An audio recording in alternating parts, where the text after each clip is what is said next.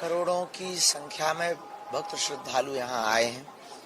इतनी व्यापक व्यवस्था, इतने करोड़ों लोगों की व्यवस्था करना निश्चित रूप से एक बहुत चैलेंज का कार्य है। पर जो भी श्रद्धालु आए और जो रात्रि काल में हुआ वो हृदय विदारक है। पूर्ववत हमने वीडियो देकर के इस बात के लिए अंदेशा किया था कि हमको अलर्ट रहना है, सावधान रहना है, जो जहाँ है वहीं से स्नान करना है।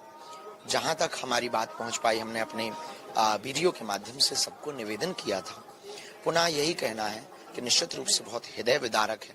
बालाजी और सन्यासी बाबा उन सब पर बहुत कृपा करवें और आप सबसे यही प्रार्थना है कि एक महीने का पर्व है, जरूरी नहीं एक ही दिन में एक ही समय पर पहुंचे, किसी भी दिन पहुंच जावे। नहीं भी पहुंच पा रहे हैं तो घर बैठ करके आप अपने घर पर ही गंगा स्नान का भाव रखें, ताकि किसी भी प्रकार से धर्म विरोधियों को बोलने का मौका ना मिले। यही हमने अपने वीडियो में भी तथ्य रखा था कि हमें इतना सावधान और अलर्ट रहना है कि धर्म विरोधी ताकतों की, क्योंकि वो तो ताकतें बैठी हुई हैं, इंतजार ही कर रही हैं। तो लेकिन वर्तमान समय जो रात को हुआ निश्चित रूप से निंदनीय है, निश्चित रूप से बहुत ही हृदय विदारक है। और जो अभी घायल हैं उनके लिए, चोट पहुंची उनके लिए हम सन्यासी बाबा के चरणों में प्रार्थना कर रहे हैं वो निरोगी हो जावे, और उनके लिए हम हवन विधि भी करेंगे ताकि उनका मंगल होवे। दूसरी बात, हमको किसी को मौका नहीं देनी है। अपनी तरफ से जो प्रशासन निर्देश दे रहा, 2 दिन से हम भी यही हैं, हमें निकलने नहीं दिया गया। उन्होंने कहा कि आप निकलेंगे लोगों को कष्ट होगा, अपार भीड़ आपके पास आ जाती है तो परेशान हो जाते हैं। तो हमने कहा कि फिर आप जो कहो। कल बड़ी मुश्किल से उनकी ही एक सुरक्षा व्यवस्था के साथ में लोगों को कष्ट ना हो स्नान करने गए। इसके बाद हम निकले नहीं, कथा जाते हैं और फिर सीधे यहीं कक्ष में आ जाते हैं। तो हमको उनके निर्देशों का पालन तो करना पड़ेगा, क्योंकि व्यापक है। संयम ही संगम है और संगम ही संयम।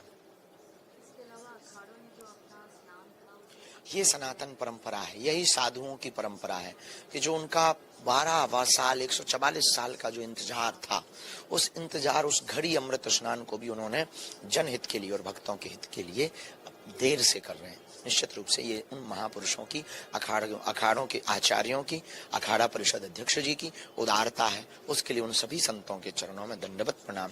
लेकिन जो आए हैं वो ख्याल रखें अपना, जो आ रहे हैं वो भी अपना ख्याल रखें। आइए, अभी तो हम जा रहे हैं।